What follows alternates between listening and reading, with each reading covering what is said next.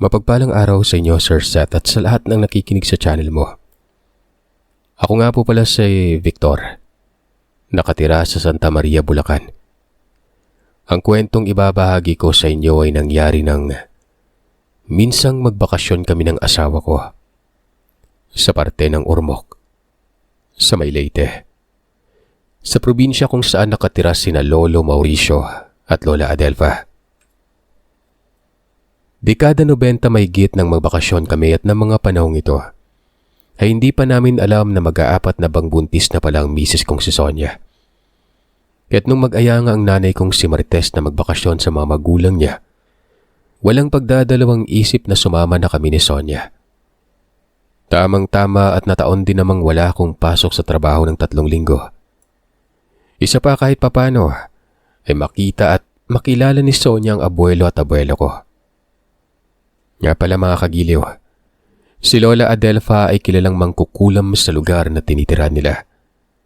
Pero sa pagkakaalam ko hindi siya katulad ng ibang mambabarang o mangkukulam na kung sino-sino na lamang ang kinukulam kapag matipuhan. Kahit wala namang ginagawang masama sa kanilang taong bibiktimahin. Hindi ganon si Lola. Katunayan, sa baryong tinitirahan nila ay nire-respeto silang dalawa ni Lolo Mauricio ng mga tao at pinupunta ng ibang mga naninirahan sa karatig baryo para humingi ng tulong sa kanya kapag nababarang ang mga ito o kaya naman ay nakulam. Hindi naman siguro iba sa atin, Sir Seth, di ba, na ang isang mambabarang ay may kakayahan ding manggamot ng mga taong binarang at kinulam. O kahit na yung mga naengkanto at naaswang, kaya din nilang gamutin yon. Isa ito sa mga natatanging kakayahan ng mambabarang na bibihira lamang nilang ginagawa. Alam naman natin na kapag nasa ganong larangan, ang isang tao ay pawang kasamaan lamang ang namumutawi sa isipan nito. Lingid naman sa aking kaalaman na maging si Lolo Mauricio ay may tinatago din palang lihim at natuklasan ko lamang yun mga kagiliw nang minsang niligtas niya kami ng asawa kong si Sonia sa kamay ng aswang na nagnanais biktimahin ang misis ko at ang anak ko. Nasa kaduluduluhang baryo na naninirahan ng abuelo ko at malayo sila sa mga kapitbahay. Kung susumahin ko magmula sa huling bahay na madadaanan namin papunta sa tinitirahan nila, ay mga nasa mahigit 10 minuto din ang layo. Nang nasa bahay na nga kami ni Lolo Mauricio, napansin kong walang pagsidla ng sayang nararamdaman ni Lola Adelfa.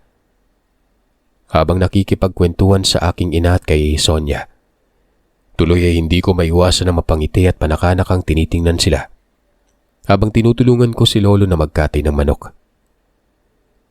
Kagapay namin sa pagkakatay noon ay ang binatilyong si Amando na nasa edad 17 anyos pa lang.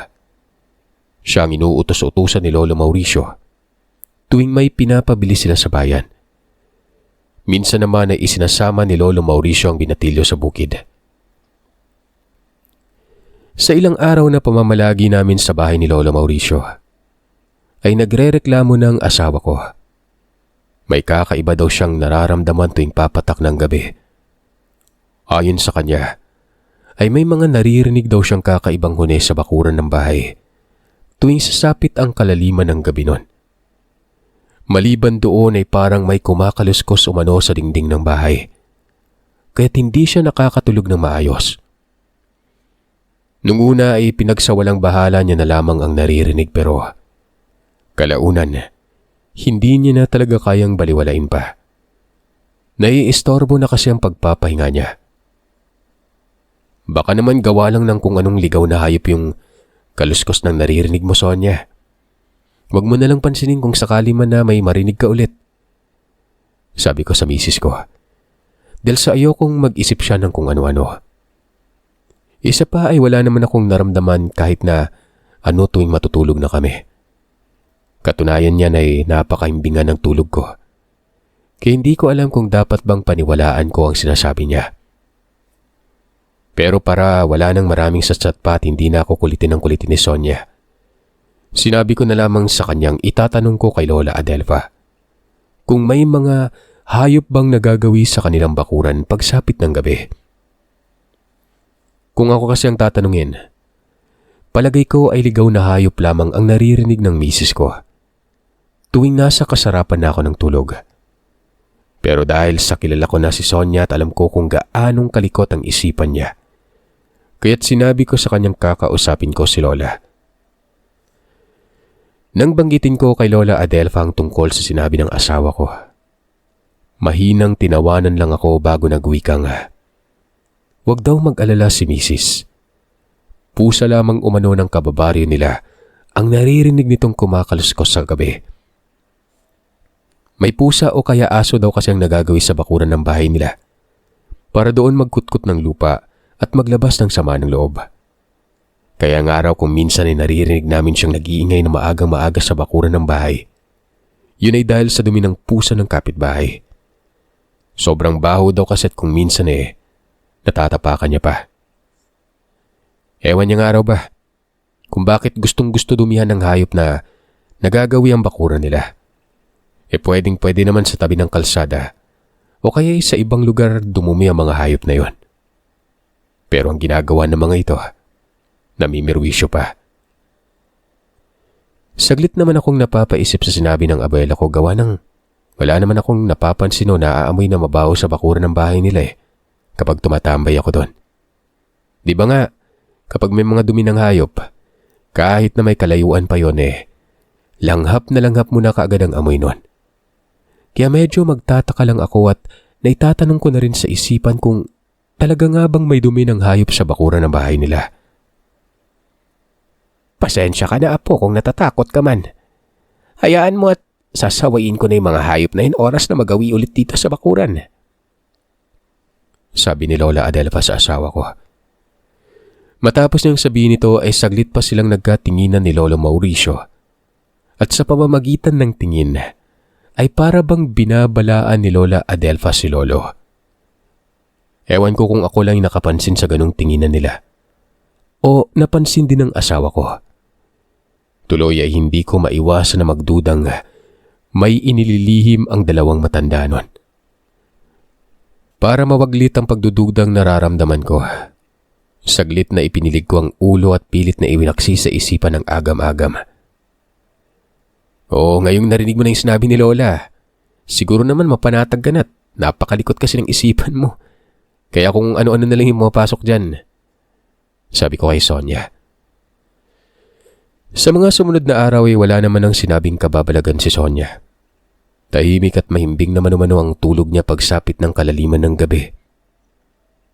Isang araw noon, habang naglalakad na kami pauwi sa bahay ni Lola Adelfa, kasama ang binatilyong si Amando, may nakasalubong kaming matandang babaeng nakasuot ng pantrabahong kamiseta at nakasombrero ng abaniko. Nakayapak lamang ang matanda at masamang nakatitig sa asawa ko.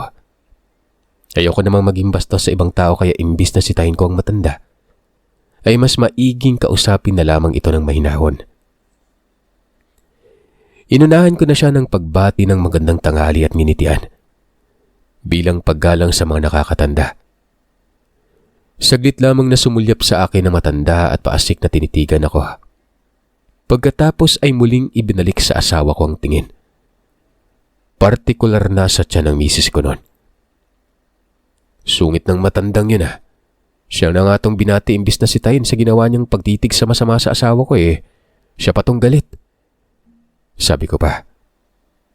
Nang tuluyan na naming nalagpasan ng matanda, ay may kakaiba akong nalalanghap na napakalansang amoy. At alam kong nanggagaling sa matandang yon ang mabahong amoy. Pero hindi ko na lamang ito pinagtuunan ng pansin.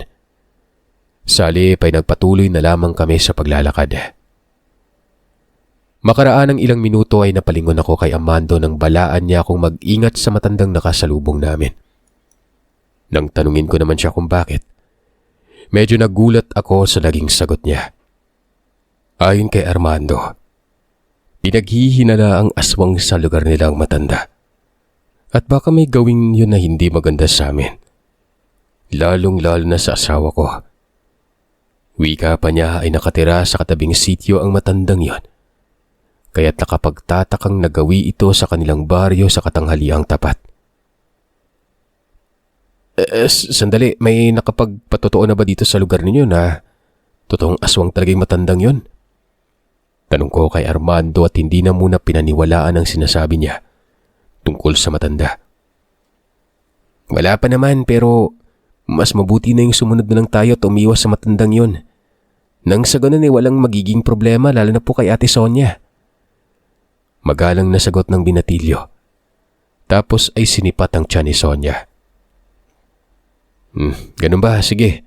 Huwag kang mag-alala at tatandaan ko yung mga sinabi mo. Maiksing tugon ko. At sa hindi malamang dahilan ay nakaramdam ako ng kaba. Lalo na nang mabanggit ang pangalan ng asawa ko. Sa totoo lang, Sir Seth, naniniwala naman ako sa aswang at sa iba pang kababalagan. Alam ko kung ano ang kahihinatnan kapag nakaengkwentro ka ng ganong klaseng nilalang. Minsan na kasing may nakaengkwentrong nilalang ang aking ama nun.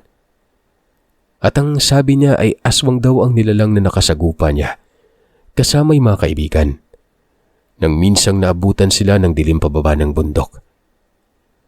Pero ganun pa man ay malakas ang paniniwala ko na kung sakaling may mangyari man na hindi inaasahan, alam kong hindi kami pababayaan ni Lolo at Lola Adelfa. Pagdating namin sa bahay, napansin kong wala si Lolo Mauricio. Tinanong ko si nanay kung nasaan ito at bakit hindi ko siya nakita. Si Lola Adelfa ang sumagot at sinabi niyang may pinuntan lang daw si Lolo. May inaasikaso lamang ito saglit pero uuwi din naman daw ito kaagad. Bakit mo hinahanap ang lolo mo, Apo? Nakangiting tanong ni Lola. Wala naman pula. May usapan lang kasi kami ni Lolo nakaraan na isasama niya ako sa bukid eh. Ang akala ko pumunta na siya ng bundok at nakalimutan niya akong isama. Tugon ko. Hindi na nakasagot pa si Lola Adelfa dahil pinunta niya na ang lalaking sunod-sunod na tumawag sa pangalan niya mula sa labas ng bahay. Nang sumilip ako sa bintana ay nakita ko ang isang matandang lalaki na halos lumuhod na at nakikiusap kay Lola Adelfa na tulungan ito. Pasimpleng pinakinggan ko ang usapan ng dalawa at kung ano ang kailangan ng lalaki at bakit halos nagmamakaawa na siya sa lola ko. Ayon sa matandang lalaki ay nasa ospital ang anak nitong babae at kasalukuyan ay hindi pa nagigising dahil sa pambubugbog ng asawang lasinggero. Ang masama pa, kahit na nakakaumatos na ang anak niya ay ito pa rin ang sinisisi ng lasinggerong asawa sa mga nangyari. Kung sana'y hindi na sumugod ang anak niya sa bahay ng babaeng kinakalantarin ng asawang lasinggero, hindi sana'y hindi ito napagbuhatan ng kamay at na ospital. Sobrang kapal umano ng abok at walang paglagyan ng kahambugan ng lasinggerong asawa ng anak niya. Ang gusto ng matanda ay makagante sa asawa ng anak niya sa pamamagitan ng ulam. Gusto niyang mas triple pa sa paghihirap na sinapit ng anak niya ang sasapitin ng lalaki noon. Halos pabulong ang naging sagot ni Lola. Pero malakas ang kutob kong pinagbigay niya ang pakiusap ng matandang lalaki. Nakita kong tinanggap niya ang bitbit na plastik ng matanda na sa palagay ko'y damit ang laman nun. Nang maramdaman kong patapos na ang usapan ng dalawa, mabilis na akong umalis sa pagkakasilip at umayos na ng upo. Makaraan ng ilang sandali, pumasok na si Lola at dire-diretsyong naglakad papunta sa silid na pinagbabawal niyang lapitan namin at buksan. Pagpasok ni Lola Adelfa sa silid, nahagip ng paningin ko ang mga boteng may lamang langis. Nasa tingin ko ay mga ugat na mga punong kahoy ang mga nakahalo sa loob ng boteng yon. At nakalagay ito sa altar na nasa loob ng kwarto. Hindi kasi agad na isara ng abuela ko ang kwartong pinasukan niya. Nalimutan niya siguro na naroroon ako't nakaupo sa tapat ng silid na ipinagbabawal niya sa amin ni nanay. Kitang-kita ko din na halos lahat ng rebultong nakatayo sa altar purong itim. Hindi na lang ako umimik pa dahil hindi naman nalingid sa isipan ko kung ano ang gawain ng lola ko. Umalis na lamang ako sa kinauupuan ng tawagin na ako ni nanay at ng asawa ko. Nasa lamesa mga ito at kasalukuyan na nagmemeryenda. Paglapit ko'y nakikain na rin ako at tahimik na pinapakinggan ang usapan nila. Base sa sinasabi ng nanay, may nakuha daw siyang balita doon sa tindahan na pinagbilhan niya na makakain. May inaswang umano na sanggol sa katabing sitio at kamuntikan nang makuha yun ng aswang. Mabuti na lamang at nalimpungatan umano ang ina ng sanggol. Kaya kaagad na kinuha nitong itak na nakaipit sa gilid ng higaan sabay tinaga ang kamay na may matutulis na kukot puno ng balahibo. Para umanong kamay ng unggoy yun. Mula daw kasi sa butas ng dingding ay lumusot ang kamay papunta sa sanggol na mayat mayang umuungot ng iyak. Nagkataon pa namang wala ang asawa ng babae dahil nagtatrabaho ito sa bayan at lingguhan kong umuwi. Yung kasama namang dalaga ay sa kabilang kwarto naman umano natutulog. Mabuti na lang talaga at nagising ang ina ng sanggol. Oo, tapos anong nangyari dun sa tinaganong ale? Naputol niya ba yung kamay nung sinasabi mong aswang o nasugatan lang? Tanong ko. Paligoy-ligoy kasi kung magkwento eh. Hindi na lang dinerecha ni nanay kung anong nangyari dun sa aswang. Sabi naman ni nanay, nasugatan lang raw ng itak ang kamay ng nilalang. Nung tagain daw kasi ng babae ang kamay ng nilalang na yon, tumalbog lamang umano ang itak kaya nasugatan lang ng bahagya ang aswang.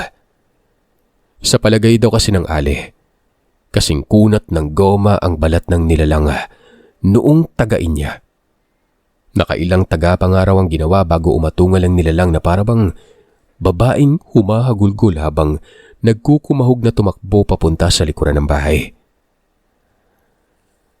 Pambihira. Akala ko'y wala nang aswang dito sa lugar na ito. Medyo marami-rami na kasi yung mga taong naninirahan kaya akala ko'y ligtas na sa mga kababalagan yung baryo. Yun pala'y hanggang ngayon may nanggagampala pa rin pala. Turan ng aking ina. Nay naman huwag na kayong magsabi ng ganyan. Alam mo namang duwag yung asawa ko pagdating sa mga ganyang usapin eh. Napaka matatakutin. Pasensya na kayo anak. Nadala lamang ako sa sinasabi. Hindi ko lang din kasi lubos maisip na may kababalaghan na palang nangyari dito sa lugar. Sagot pa ng aking ina. Natigil lamang sa pagsasalita si nanay nang makita naming papalapit si Lola Adelfa. Maya-maya pa ay napansin kong nilapitan ng abuela ko si Mrs. at may iniabot itong maliit na boteng may lamang langis. Nagtatakang tinanong ko siya kung para saan ang bote na binigay niya kay Sonia. Pangontra sa mga masasamang banta ang langis na yun, apo. Tsaka mabisang pangontra din yan sa aswang. Tugon ni Lola. At may mga sinabi pa ito kung saan pwedeng gamitin ang langis na binigay niya. May pagtatakang nagtanong naman si nanay kung bakit binigyan ni Lola ang asawa ko ng ganong klaseng langis nagbabakasyon lang naman kami sa kanila at bihira lamang din kaming lumabas ng bahay. Halos hindi ako makapaniwala sa sinabi ng abuela ko nang sabihin niyang buntis ang asawa ko noon. Kung kaya't kinakailangan ni Sonia ng mga pangontra para mailayo sa masamang banta ng mga nilalang na nakakaalam ng pagbubuntis niya. Gulat na gulat kami noon. Hindi maalis-alis ang ngiti sa labi ni nanay matapos marinig ang sinabi ni Lola. Teka lang hula, talaga hubang buntis yung asawa ko la? Tanong ko dahil hindi ako makapaniwala noon. Halos mag-aapat na taon na kasi kaming sumubok na magkaanak pero hindi pa rin nabibiyayaan. Kaya nang marinig kong sinabi ni Lola, iniisip kong baka nagkamali lamang siya o kaya naman ay binibiro nilang kami.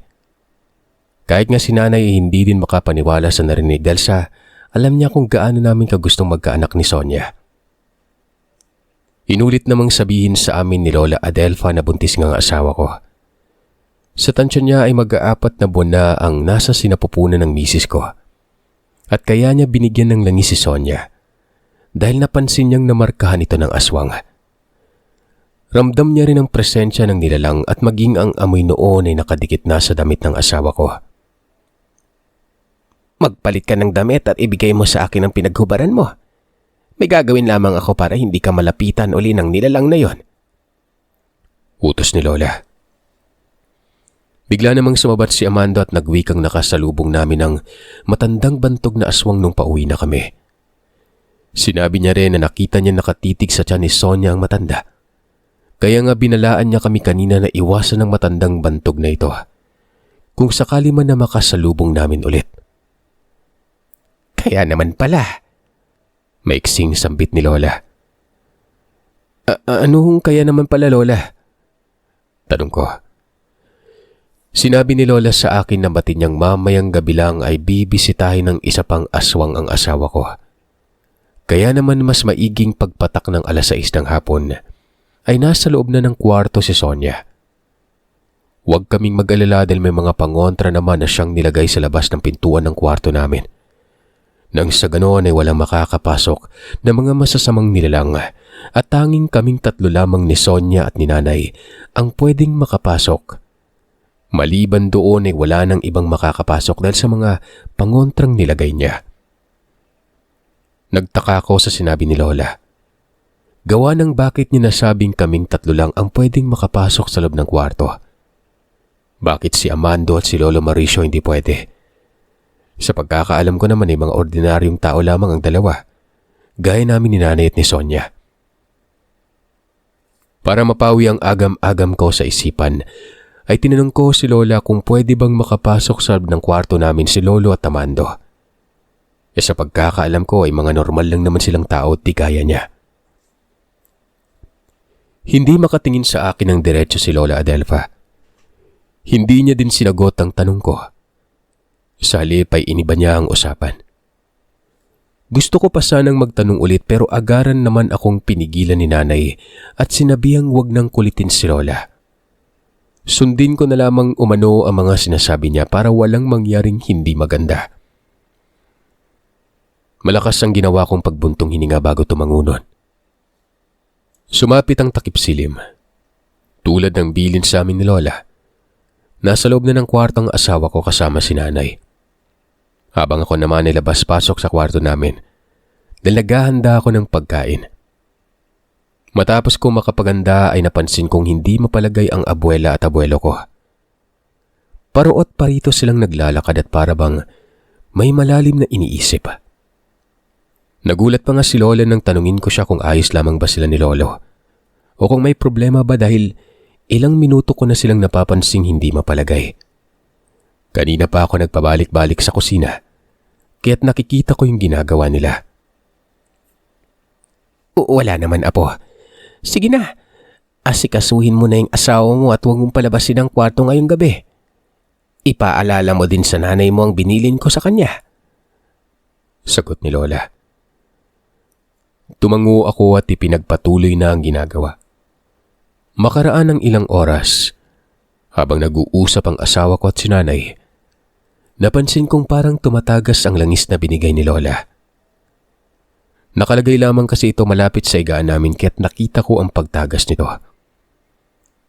Sandali akong bumangon para tingnan yon. Kumpirmado.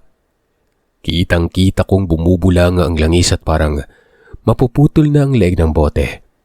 Dahil sa tindi ng pagkulo ng langis, naaakalain mong pinakuluan ito. Kagad kong inalis ang takip ng bote para matigil na ang pagkulo ng langis na yon. Nang sa walang ano-ano ay bigla na lamang akong nakaramdam ng kakaiba sa paligid. Nakarinig ako ng mga kaluskos at para bang may umaali-aligid sa bahay. Dahan-dahan nang kumakabog ang dibdib ko sa hindi mawaring dahilan. Ilang sandali pa ay nakarinig na ako ng malakas na alulong ng aso at nakakapangilabot ito pakinggan. Kumunot ang noo ko at mayat-mayang tumingin kay Nanay. Dahil siyang alam ko, wala namang alagang aso sina Lola Adelfa eh. Kaya papaanong nagkaroon ng aso malapit sa kanila. Isa pa, gaya ng nabanggit ko kanina, may kalayuan ang mga kapitbahay niya. Ilang saglit pa ay narinig kong dahan-dahang bumukas ang pintuan ng bahay. Dahil sa hindi naman ako pwedeng magbukas ng pintuan o lumabas ng kwarto sa ganong oras, gaya ng bili ni Lolo. Naganap na lamang ako ng siwang na pwede kong masilipan para makita ko ang labas ng bahay nun. Naalala ko kasi ang kabilin-bilin ng aking abuelo na kahit anong mangyari ay huwag kong iwanan ng asawa ko. O huwag akong magbukas ng pinto sa oras na may marinig na akong kakaiba sa labas. Hayaan ko umano kung sakali man na may maririnig na ako o mapapansin nun. Dahil sila na umano ang bahala. Ilang sandali pa ay naririnig ko nang may nagkakagulo sa labas ng bakod. Animoy nang gigigil ang mga ito at gustong-gustong pumasok sa loob ng bakuran. Bahagya akong sumilip sa dingding ng kwarto dahil sa may konting siwang akong nakita nun. Hindi naman ako gaanong nahirapang makitang labas ng bahay dahil sa maliwanag ang sinag ng buwan ng gabing ito. Nanlaki ang mga mata ko. Nanindig ang mga labalahibo ko nang may nasilayan akong kakaibang hayop. Para itong aso, pero mas malaki pa kesa sa pangkaraniwang aso yon. Sa unang tingin pa lang, ay napagkamalan mo talaga itong batang kalabaw. Pero mas nagulat ako nang makita si Lolo Mauricio na lumabas ng bahay. Kasunod si Lola Adelfa na walang tigil sa pagbanggit ng mga katagang ibang lengguwahe. Natakot pa ako sa isiping baka may masamang mangyari sa kanila. Hanggang sa ilang sandali pa, mas nagulat ako nang sa hindi ko lubos akalain na mismong ng gabing yon ay makikita ng dalawang mga mata ko ang kahindik-hindik na pangyayari at itsura ni Lolo Mauricio. Nagpalit ng anyo ang lolo ko. Literal na nag-iba ng wangis. Biglang humaba ang nguso nito na parang aso. At ang katawan niyang uugod-ugod na ay bigla na lamang naging kawangis ng isang malaking nilalang na napapalibutan ng makakapal na balahibo. Napakapangit niya at nakakatakot. Habang si Lola naman napansin kong nagpapahid ng langis sa buong katawan. Narinig ko pang panay ang pagsasalita niya ng mga lengguwahe na tanging siya lamang ang nakakaintindi. Napakurap ako ng ilang beses sa pagkakalang namamalikmata lamang ako. Pero hindi. Kahit na kasi nakailang beses pang kinusot-kusot ko yung mga mata ko, ganun at ganun pa rin talagang itsura ni Lolo. Nakakatakot at nakakapanindig ng balahibo. Nasindak ako sa mga sumunod na nangyari. Dahil nakita ko si Lolo Mauricio na patakbong nilapitan ng mga nilalang na nasa gilid ng bakuran. Sinakmal niya ito at walang pag-aalinlangang inihagis papasok sa loob ng bakuran. Pagkabagsak ng nilalang sa loob, bigla itong nagpalit anyo. Naging isang matandang babae. Naikuyom ko yung kamao nang makilala ko kung sino ang matandang yon. Siya lang naman ang matandang masamang nakatitig kanina sa asawa ko habang naglalakad kami pa uwi. Agad namang sumugod ang lola papunta sa bumagsak na nilalang at walang habas na pinaghahambalos niya iyon ng latigong bitbit niya. Halos magmakaawa na sa pag-atungal ang nilalang dahil sa ginawang sunod-sunod na paghambalos ni Lola. Lalo na noong pahiran niya na ng langis ang latigo at muling hinambalos dito. Panay ang pagpapakawala niya ng mga katagang hindi ko maintindihan. At sa tingin ko pa sa bawat pagbigkas niya mga katagang yun nasasaktan at namimilipit ang nilalang. Wala nang nagawa pa ang nilalang kundi ang umalulong na lamang ng umalulong. Nang sa ilang sandali pa, may isang malaking ibon akong nakitang mabilis na bumulusok patungo sa nilalang. At mabilis nang hinawakan ang mga paa nito ang nakahandusay na aswang. At mabilis pa sa kidlat na lumipad pa itaas. Tanging paghunay ng wakwak na lamang ang narinig ko sa kaliman ng gabi. Hanggang sa napansin kong unti-unti nang bumalik ang dating kaanyuan ni Lolo. At muli na itong pumasok ng bahay. Nang gabing yon na hindi ako lumabas ng kwarto. Sa takot na baka may gawing masama sa amin si Lolo. Kabado man ay tinanong ko si nanay kung alam niya ba ang totoong katauhan ni Lolo noon. Tumango ang aking ina at nagwikang, Mas maganda kung ang mga magulang niya na lamang ang magpapaliwanag ukol sa mga nakita ko. Magpahinga na tayo. Bukas na lang natin pag-usapan yung tungkol sa mga nangyari ngayon. Tura ng aking ina. Wala na akong nagawa pa kundi ang sundin ang sinabi ng nanay. Nang mahiga na kami ni Sonia, ipinikit ko ang mga mata at pinakalma ang sarili para makatulog. Pero sadyang nilamon talaga ako ng takot, kaya't hindi ako dinadalaw ng antok kahit na ano pa man ang gawin ko noon. Kinaumagahan ay nadatnan ko sina Lolo at Lola Adelfa sa sala. Para bang sinasadya talaga nilang hintayin akong magising at lumabas ng kwarto. Hindi ako makatingin ng diretso sa kanilang dalawa. Dahil natatakot pa rin ako't hindi mawala-wala sa isipan ko ang natuklasan kagabi. Masinsinang ipinaliwanag ni Lolo sa amin ang tungkol sa mga nangyari. Inamin niya ang buong katotohanan tungkol sa kanilang pagkatao. Noon pa man ay isang aswang na pala si Lolo. Minana niya ang pagiging aswang sa kanyang mga magulang. Pero kahit magpaganon pa man, kaya niyang kontrolin ang sarili at hindi siya kumakain ng tao. Katunayan nga ay kaya niya makipagsabayan sa mga normal na tao. Dahil sa pinipigilan at ikinukulong ni Lola Adelfa ang katauhan niyang pagiging aswang noon. Lumalabas lamang ang pagiging aswang niya sa loob ng katawan kapag kinakailangan at kapag nanganganib ang buhay ng kanyang pamilya. Alam yon ni nanay at ang dahilan nga kung bakit maagang pinaalis si nanay sa poder nila. Dahil sa ayaw ni Lola na pati ang aking ina ay mahusgahan ng ibang tao. Lalo na yung mga hindi talaga nakakakilala sa kanila ng lubusan.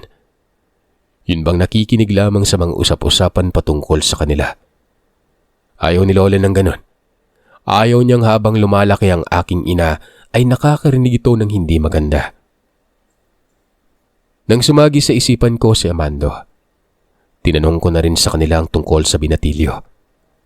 Ay naman kay Lola, apo ng batikang mambabarang si Amando na natalo at napatay ni Lola nang minsang gamutin niya ang taong binarang ng lola ni Amando. Bago tuluyang binawian ng buhay ang mambabarang, ay ibinilin kay Lola Adelfa ang binatilyo. Nasa edad 5 taon pa lamang na mapunta sa kanila ito, kaya't alam ng binatilyo ang totoong pagkatao nila. Bigla naman akong napatingin kay Amando na kakalabas lang ng silid nito. Sinabi ni Lola Adelfa sa amin na huwag na raw kaming mag-alala pa dahil binigyan na nila ni Lolo Mauricio ng leksyon ng aswang. Una pa lang kasi ay alam na nila na ang mag-asawang nakatira sa katabing sitio ang nilalang na gustong bumiktima sa misis ko. Mukhang hindi yata nakilala na mag-asawang yun na apo ako ng batikang mangkukulam. Sinabi niya rin ang aswang rin na yon ang sala rin doon sa sanggol na kamuntikan ng tangayin nung nagdaang gabi sa karatig lugar. Triple ang binigay niyang leksyon sa aswang. Kaya tiyak na hindi na basta-bastang uulit pa yon na magasik ng lagima. Ang gusto namin ni Lolo mo, hanggat nandito kayo sa poder namin ay malaya kayong nakakapagsaya dahil alam namin na ngayon lang kayo nakakapagpahinga at makapagliwaliw. Saad ni Lola. Matapos nga naming makapag-usap at magkaliwanagan, taos-puso kaming nagpasalamat kay Lolo at Lola. Dahil sa kanila kaya hindi natuloy ang binabalak ng nilalang na biktimahin na magiging panganay kong anak. Na mga sumunod na araw wala nang nanggagambala pa sa aming aswang. Hanggang sa tuluyan na kaming nakaalis sa baryo kung saan ipinanganak ang aking ina.